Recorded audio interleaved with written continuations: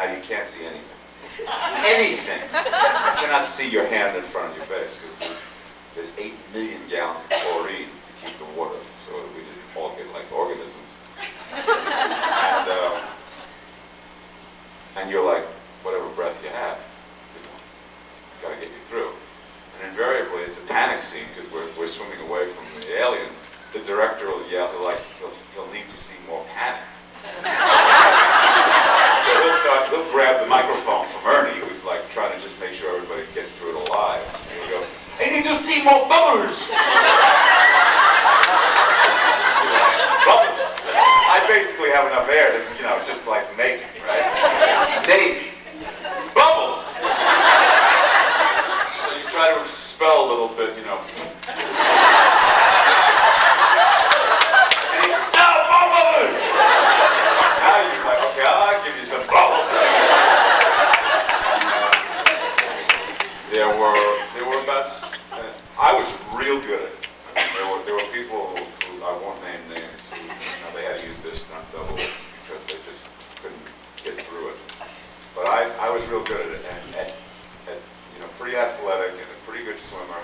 There were 5 occasions where when they said cut, if I didn't get rescued by one of the stunt divers that were down, the safety divers that were down there, I was, God only knows what was, I actually breathed in water. I just went, I had nothing left on 5 different occasions. One time I tried to find the surface because we were about 20 feet, and there was this lattice work.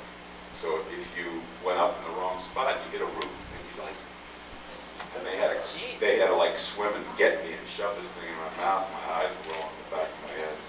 It was a pretty challenging sequence. Sounds like an understatement.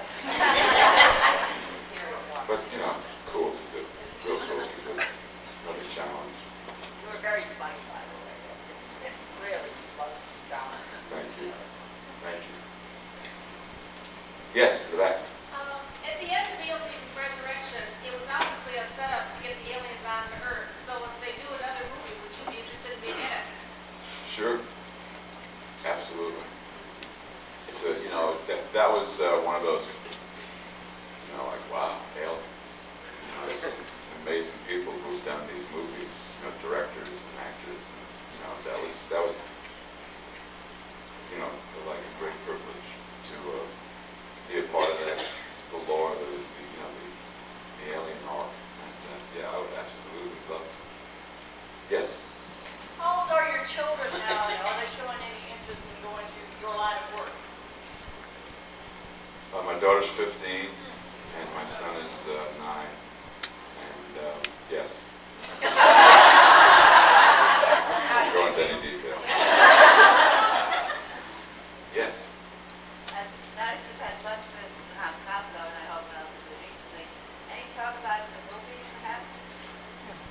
We didn't talk about that, but I think, yeah, I think we did talk about it, actually. You know, I mean, it's a subject that always comes up whenever we're together, and it's clear that we both want to do it. We both would jump at the opportunity to do a Beauty and the Beast movie if it was something that was going to be really, like, take it to another level, you know, someplace that would be challenging and engaging. And I wouldn't be surprised if I call Ron. Come on, Ron, start taking notes. You know, let's get together and see if we can come up with something that would really, like, you know, expand the envelope a little bit. Because the opportunity, I've said many times, you know, since you have an otherworldly creature who's almost like more of a myth than a man, you know, the opportunities have always been endless. And it's just a question of finding the right approach and seeing how much interest we should go into. I mean, look at the movies, the TV shows that are being remade into big movies now. Whoever thought the Wild Wild West? I've seen it, and I still don't think. So I think that, yeah, by the time we do it, though, Vincent will be in a walker.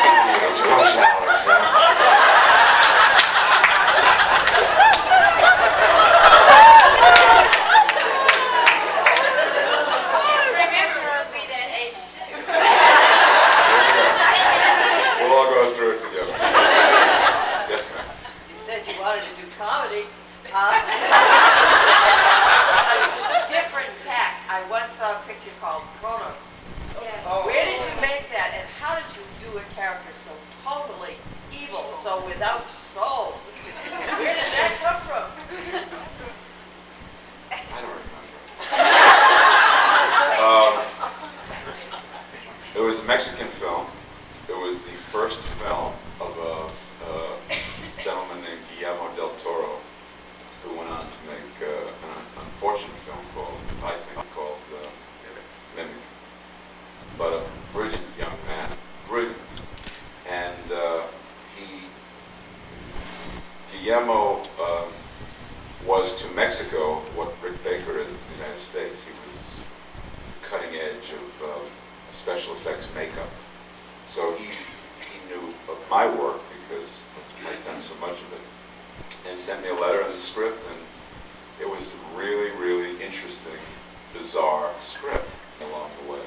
But Guillermo and I are like, we're like soul brothers, and we'll be for the rest of our lives. Whether we work with each other again or not, he's a great, great mind and a wonderful spirit. So that was a lucky experience meeting him. Yes. Did you enjoy getting into your car and making Last Supper? Oh, I love that. Last Supper was good. Did I enjoy that? Yeah, that was one of the ones that I read. You know, it's funny. The lady who directed the movie, I used to work out at the Hollywood Y, and I would ride the stationary bike. I like to, you read a script, like on the bike, and, you read almost the whole script during your workout. So it's two stones with one bird. So this woman was sitting next to me on the bike next to me, and she saw I was reading the script, which was Chronos. She said, and she was like reading along with me. But she didn't read the first 25 pages. She's trying to figure out this vampire movie, from page 26 to 29. And she finally says to me, she says, "What the hell is that you're reading?" And her name was Stacy Title. I'd never met her before. I said, "Oh, this is this weird thing that arrived from Mexico yesterday. It's like, never read anything like this. It's so unique." She says, "Yeah, I've been reading along with it. It's like nuts." Yeah. She said, "So you're going to do it?" I said, "I think so." The guy asked me, so why not? And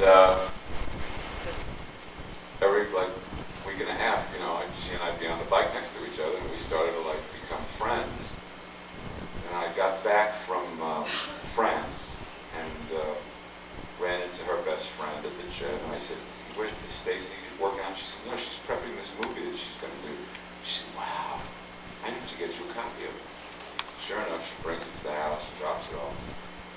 I open it up on Sunday morning at 9 o'clock.